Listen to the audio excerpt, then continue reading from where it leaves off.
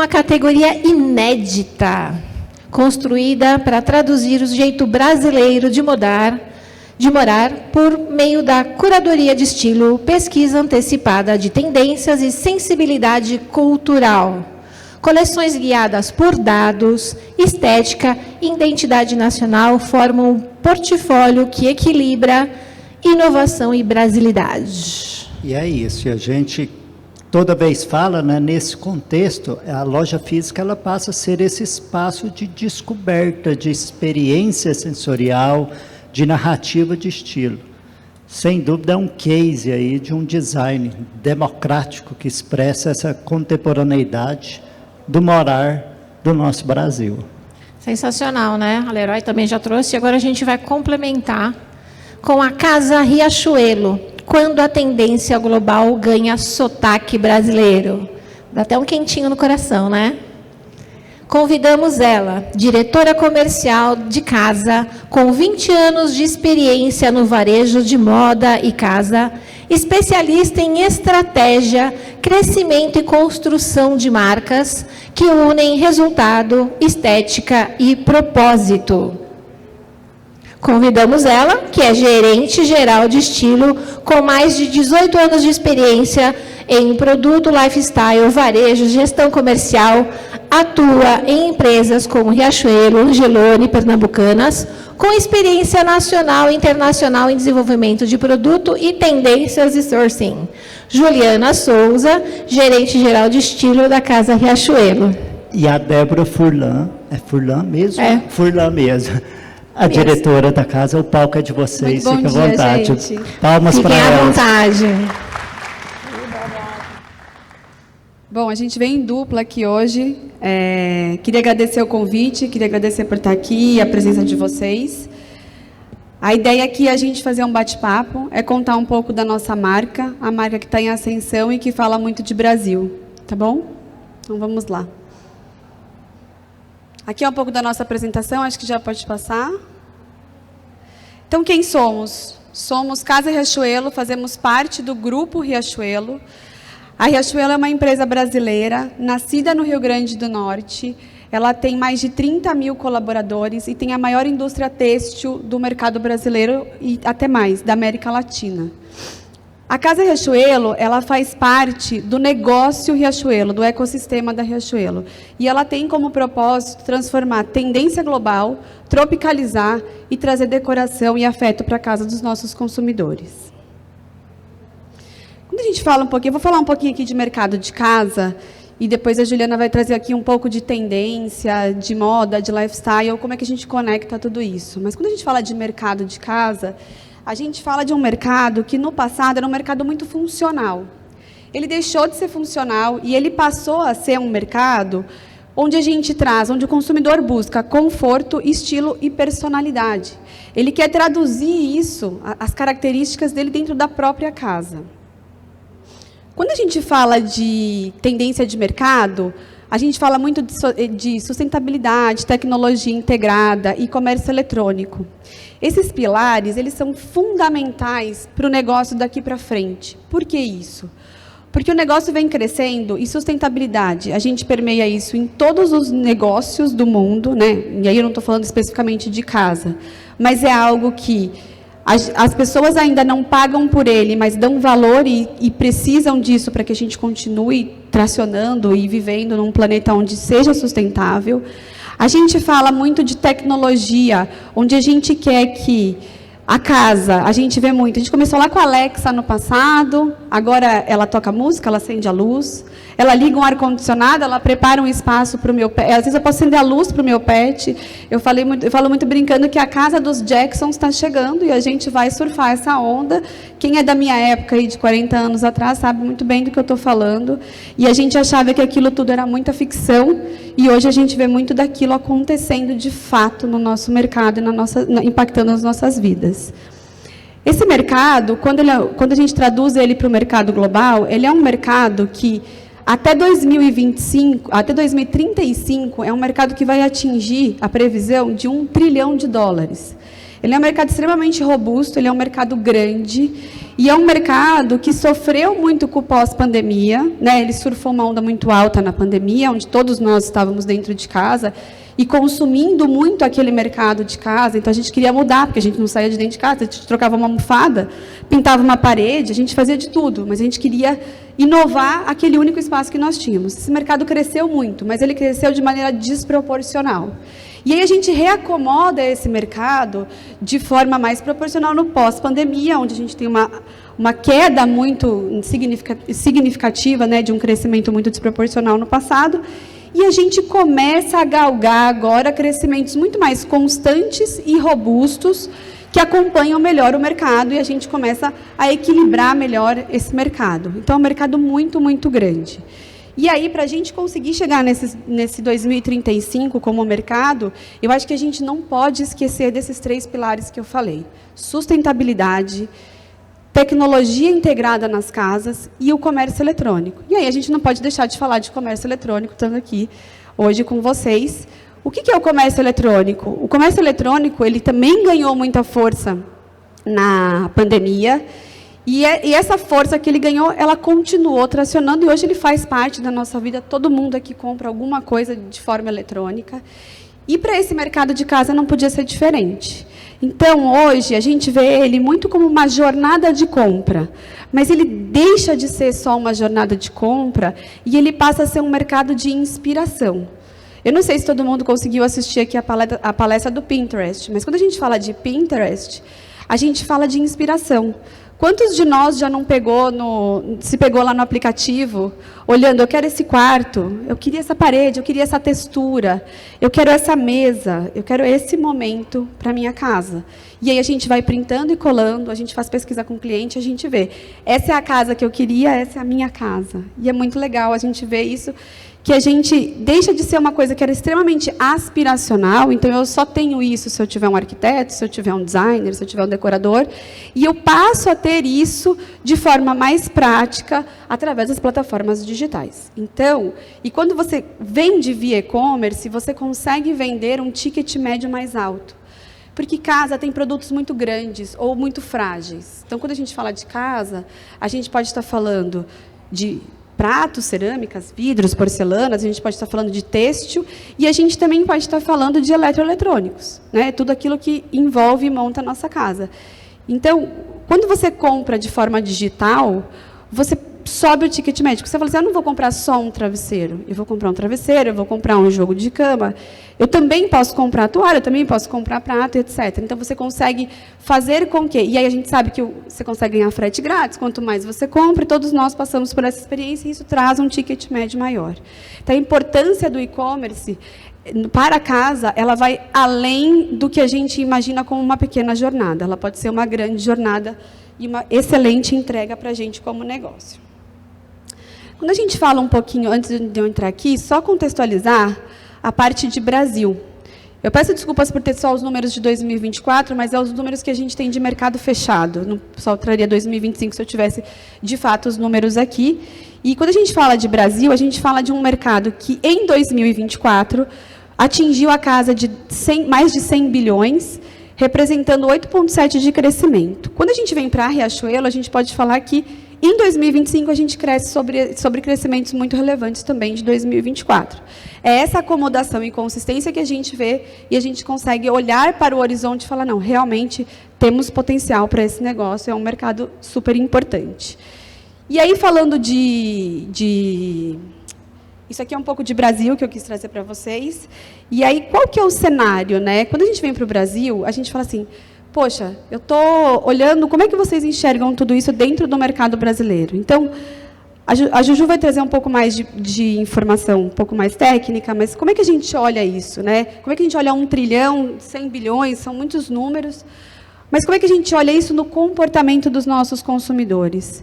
Então, a gente olha isso, a gente tem times que acompanham a pesquisa, tudo que está acontecendo lá fora, a gente tropicaliza isso para o nosso mercado e a gente faz nascer os produtos e o sortimento de Casa Riachuelo. Esse é o grande impacto que a gente tem. E aí, gente, a gente entende que a casa, ela é o nosso refúgio. Eu não sei se todos vocês vão entender agora um pouco quando eu falo assim, eu falo muito para o meu time que toda vez que eu entro, eu saio de casa, de alguma forma a gente vai ter que performar. Seja no palco, seja no trabalho, seja como mãe, seja como amiga. A gente ou está de salto, estou falando mais pelas mulheres, né? Mas ou a gente está de salto, ou a gente está maquiada, ou a gente está com uma camisa, ou a gente está... Cara, a gente, de alguma forma, a gente não está sendo a gente está performando de alguma forma nesse mercado. E aí, aquele momento que a gente entra em casa, eu falo, aquele momento que a gente passa pelo nosso portal, a gente consegue ser a gente mesmo. E ser a gente mesmo, hoje em dia, está sendo extremamente importante. Porque quando você fala de forma digital, você passa a ter um filtro, você passa a ser uma pessoa, uma foto, um pequeno movimento, um pequeno filme. Quando você está na sua casa, você é você mesmo. Então, a casa é o nosso lugar de acolhimento, é o nosso lugar de proteção, é o nosso refúgio. E a gente tem visto isso como nosso business mesmo. Deixar de ser só um produto e ser um lugar de acolhimento, um lugar onde a gente se reconecte, onde a gente vai carregar a nossa bateria e começar de novo no dia seguinte. E aí, qual que é o papel da Casa Riachuelo com tudo isso que eu estou falando? Né? Porque a gente está falando muito de momento. E como é que a Riachuelo entra? A Riachuelo, ela entra proporcionando que esses momentos, de fato, aconteçam. Vou pegar exemplos que a gente tem bastante usado. Quando você abre a internet, muito se fala de saúde mental. Saúde mental está conectado muito ao quê? Ao sono. O que a Riachuelo tem a ver com isso? O que a Casa Riachuelo pode nos ajudar com isso?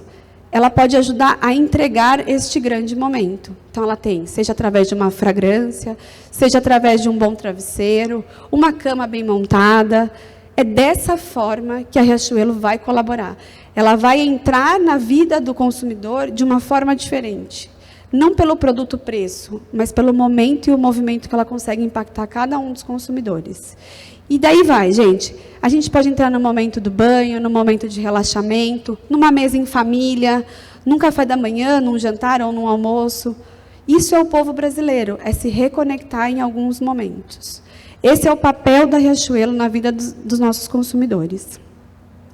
E aí, falando um pouquinho de Riachuelo para eu poder passar para a Ju, hoje, a Casa Riachuelo está presente em 13 lojas que a gente chama de standalone, que são só lojas Casa Riachuelo, 14 lojas Store in Store, né, que é a mesma coisa, mas elas são vizinhas da loja Riachuelo, elas estão juntas e conectadas à loja Riachuelo. A gente tem 2 grandes coleções que a gente chama de Primavera, Verão e Outono e Inverno, assim como moda, e elas movimentam dentro desses 2 grandes períodos, e mais de 2.000 SKUs dentro dessas coleções. A gente está aqui para falar para vocês que Casa Riachuelo, ela quer ser além de produto, ela quer ser momento e ela quer ser experiência. E como é que a gente pensa tudo isso? Eu vou convidar a Juliana aqui para poder falar para a gente mais um pouquinho de como a gente idealiza tudo isso e transforma em produto. Obrigada, gente.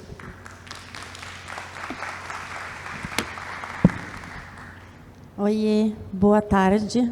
Bom dia, tarde, né, mais ou menos. Então, vamos lá. Eu vou falar agora um pouco de quando a tendência global ganha sotaque brasileiro, né? Então, o vintage traduzido em saudade. Porque, para a gente, na Riachuelo, o Brasil ele não é um tema. A brasilidade é uma tomada de decisão em todos os produtos que a gente desenvolve. Então, quando a gente olha para o movimento vintage, ele se consolidou, né, no mercado global, e ele representa, além de nostalgia e autenticidade, ele representa também sustentabilidade. Hoje a gente vê muito movimento de upcycling, de roupa, de produto, né? Então, ele também se consolida como sustentabilidade. E esse vintage, ele se expandiu por conta de uma busca crescente de peças únicas, duráveis e que tivessem história. O que acontece hoje, né? Hoje a gente tem muitas gerações convivendo ao mesmo tempo. E essas gerações, elas nos contam histórias, nos mostram foto, nos lembram de coisas que a gente nem viveu, mas que talvez a gente tivesse vontade de ter vivido, né? Então, quando a gente encontra esse movimento, né, de tentar, de alguma maneira, voltar um pouco para o analógico, né, quando a gente entende que hoje existem lugares que você deixa o seu celular para fora do restaurante, existem baladas que as pessoas não podem tirar foto, a gente começa a entender que existe uma busca muito grande pelo analógico também. E quando que esse analógico existia, né? Era justamente nessas gerações mais antigas, né, que hoje vivem também com o digital, porque o digital é a nossa água, mas, de alguma forma, a gente também precisa viver mais próximo de pessoas, a gente está entendendo que a gente precisa cada vez mais se reconectar com o nosso passado, com as nossas memórias e com as nossas lembranças.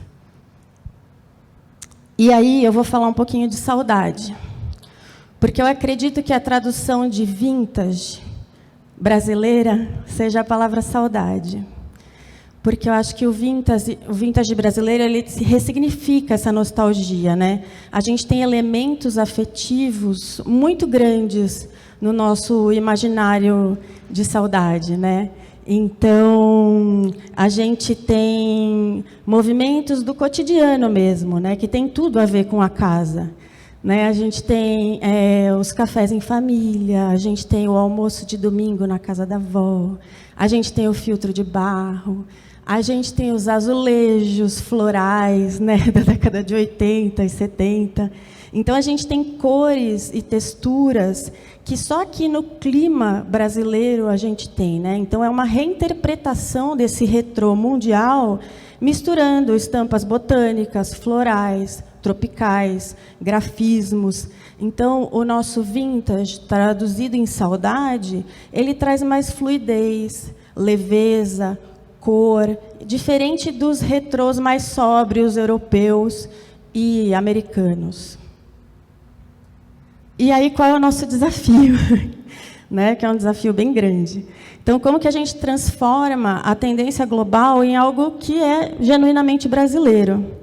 Porque não basta só a gente pegar uma tendência e adaptar. A gente precisa pegar essa tendência e reinterpretar ela.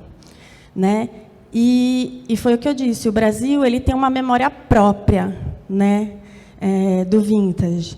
Então, e ela é muito forte, ela é muito emocional. Então, as estéticas da década de 60, 70, 80 e até 90 precisam ser reinterpretadas com esse humor tropical. Então, a gente tem referências do artesanato brasileiro, como barro, sisal, crochê, os famosos vidros âmbar, né? As fibras naturais. A gente tem a nossa cultura pop nacional, né? Então, a praia nas férias de verão, as músicas, as novelas do Manuel Carlos, os festivais, veraneio, o próprio cinema, né? E aí a gente traz um conceito que peraí, gente. Tive um problema. Só um minuto. E aí a gente traz um conceito, né, que é a introdução de uma categoria inédita, né, criada pela Casa Riachuelo, que é o jeito brasileiro de morar com fundamento. Então, a gente mistura memória e brasilidade e a gente abraça o vintage por meio de peças que contam essas histórias. Então, pintados à mão, cerâmicas artesanais, cores mais claras e acaloradas, esse frescor, né? Então, mesmo quando a gente tem móveis antigos, reeditados, eles são misturados com os produtos novos, recontextualizados nos ambientes atuais. Então, a gente cria um elo entre tempo, identidade e futuro, né? E aí a gente tem 3 pilares que nos ajudam. Então, a gente olha para o afeto como protagonista, né? Então, a gente olha para a identidade nacional, que os brasileiros adoram o ritual de reunir os amigos, a família, de receber, de comemorar, de festejar, de estar próximo, de dividir. A gente é um povo que divide bastante. Então, é importante que a gente tenha esse carinho e esse afeto como protagonista. A gente traz o artesanato como um luxo emocional, né? Então, peças bordadas à mão, cestos artesanais, pinturas, né? Esse produto, inclusive, é de uma collab que a gente fez com a Elo Rocha. Então, as bordadeiras de Timbaúba fizeram esses bordados para a gente. Então, trazer a cultura brasileira e valorizar esse artesanato feito à mão é uma tendência muito forte, né, no decor nacional. E aí a gente chega na mistura, né, que é a cara do Brasil, que aí é a sala com a planta que conversa com o café passado quentinho, com a toalha que era da nossa avó, bordada, né, com o sofá confortável, que muitas vezes é retrátil, né, e a porta aberta, sempre para receber os amigos, os familiares, os vizinhos pedindo açúcar. Isso é muito cultural do Brasil, né, muito brasileiro. E o que a gente quer com isso? A gente quer ser presente, né? Então, a gente deixa de ser só um serviço, né? De entregar só produto, e a gente quer estar presente na casa das pessoas, a gente quer ser presente no cotidiano delas, e a gente estreita o nosso laço pensando que o Brasil é onde a gente está e é para onde a gente tem que trazer as nossas ideias, transformar as nossas tendências e participar da vida do brasileiro. E aí, como é que a gente conta essa história? Aí a gente conta essa história, obviamente, no digital, de uma forma que é um pouco mais de fácil entendimento, porque a gente consegue contar uma história, inclusive escrever textos, passar vídeos e tal. E como é que a gente conta essa história dentro da loja? Então, a gente ambienta a nossa loja por ocasião de uso, a gente traz um mix inovador, a gente traz momentos para os pontos de contato principal com o cliente, a gente traz a fluidez pela loja, e a gente traz um time de loja bem capacitado e treinado com todos os atributos dos nossos produtos, para que possam atender cada vez melhor os nossos clientes. E é isso. Muito bom. Foi.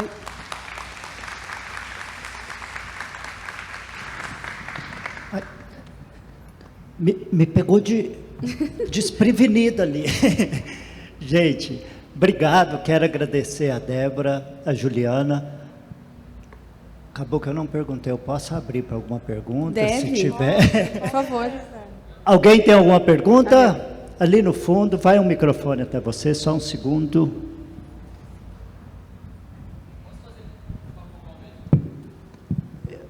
Pode ser. Está chegando aí, ó. Só para ficar mais confortável para você. Primeiro, obrigado por compartilhar. Acho que são dados aí incríveis e também um direcional muito legal para quem olha o mercado, enfim. Vocês têm, a pergunta é essa, vocês têm alguma intenção ou já tem produtos que são white label com a marca Casa e Riachuelo? Toda a nossa, hoje eu diria que 95% da nossa coleção é marca Casa e Riachuelo. Hoje, desse formato, é que a gente tem 3 grandes formatos de loja e de negócio, tá? A gente tem as Casas Riachuelo, que é a qual a gente está aqui representando, as 27 lojas que a gente trouxe para vocês. A gente tem um sortimento de casa dentro da Riachuelo, que é quando convive ali moda e casa, e a gente tem toda a parte de e-commerce. Mas 100%, 95%, porque a gente trabalha com parceiros grandes de mercado nacional, a gente diria que 95% hoje é marca própria. Alguma mais? Não? Débora, Aqui, Juliana. Aqui, tem uma? Mais uma, então? As luzes às vezes ofuscam a gente, tá? Na verdade, eu queria entender um pouco como que funciona a construção de sortimento entre loja física e e-commerce. Tudo que vai para a loja física vai para o e-commerce ou vocês desenham algum tipo de sortimento diferente? Posso falar, depois você me complementa. Hoje, tudo nasce na loja física, até por uma questão de espaço, tamanho de planograma que a gente trabalha com as lojas. O que acontece, e acho que vocês já devem ter ouvido, é que a gente consegue trabalhar com uma prateleira infinita quando a gente fala de e-commerce. A gente consegue ter um número de SKUs muito maior dentro do e-commerce do que na loja física. Então, hoje, quando eu segmentei para vocês os 3 canais que a gente tem no e-commerce os 3 canais todinhos conectados com todos os SKUs e todo o sortimento. Mas ele sim nasce de um planograma, de um espaço que a gente tem de tamanho de loja. Bacaníssima, bacaníssima. Encerramos por aqui, então, meninas. Mais uma? Por favor. Aqui. É do jornal ABC e da revista Têxtil. Eu quero saber o seguinte, a Riachuelo é para o consumidor final e vocês estão enfatizando bastante a sustentabilidade. E como que é que vocês vão orientar a sustentabilidade para o consumidor final, se eles têm consciência disso? Porque na área têxtil está um desastre, né? Na verdade, assim, a gente já tem usado cada vez mais matérias-primas naturais na produção dos nossos produtos, né? Então, a gente trabalha com... hoje, a Riachuelo também tem um projeto que chama Pro Sertão, então a gente também trabalha com algodão plantado lá no sertão. Então, a gente tem uma cadeia toda de sustentabilidade envolvendo não só a parte sustentável de reciclagem, mas também social de pessoas inseridas nisso. Eu acho que, não, deixando um pouco o têxtil e a Riachuelo, eu estou há 2 anos e meio na empresa, mas quando eu entrei, o time já estava trabalhando sem embalagem. Então, o mercado têxtil ainda carrega muita embalagem plástica, PVC, e a gente não tem. Hoje, 100% do nosso portfólio, ou ele está em papel craft, ou ele está embalado com fitas. Ele não recebe mais nenhum PVC, nenhum plástico. Então, onde a gente pode atuar de forma mais proativa, que depende mais necessariamente de um time que está ali pensando e fomentando uma coleção, a gente atua de forma mais ágil. Mas a sustentabilidade, sim, é uma preocupação ativa nossa, não só de Casa Riachuelo, mas da Riachuelo como um todo.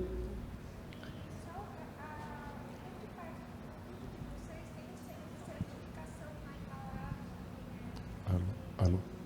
Sim, a gente tem e a gente somos parceiros da BVTEX, que ajuda a gente muito também a trabalhar melhor com todos os tipos, não só de têxtil, mas de trabalhador. A gente é parceiro e a gente tem um compliance muito rigoroso para que tudo isso aconteça da forma correta. Pessoal, a Débora e a Juliana, a última, tá? Porque elas vão ficar aqui, se tiver mais questões, com certeza elas atenderão, mas a gente precisa seguir a última lá. Posso falar pessoalmente com elas depois também, não tem problema? Pode. Última. Pode. Eu não sei se eu perdi essa informação, cheguei um pouquinho atrasado, mas do ponto de vista de qual foi a maior dificuldade que vocês tiveram e como vocês mitigaram essa dificuldade do consumidor comprar móveis através da internet? Acho que móveis realmente foi uma dificuldade muito grande para a gente quando esse negócio começou. Eu estou falando aqui mais como quem viu acontecer e não quem viveu o acontecer. Mas no início da Casa Riachuelo a gente tinha muitos móveis de decoração. Então, puffs, não coisas muito grandes, mas coisas que realmente estavam gerando bastante impacto. A gente tinha que ter lojas muito grandes, o que nos trazia custos muito caros. Nós tínhamos que ter um atendimento bastante especializado, o qual nós não conseguíamos ter, porque ou ele era técnico em têxtil, ou em hardline, ou em móveis, então a gente tinha uma confusão ali na área de vendas.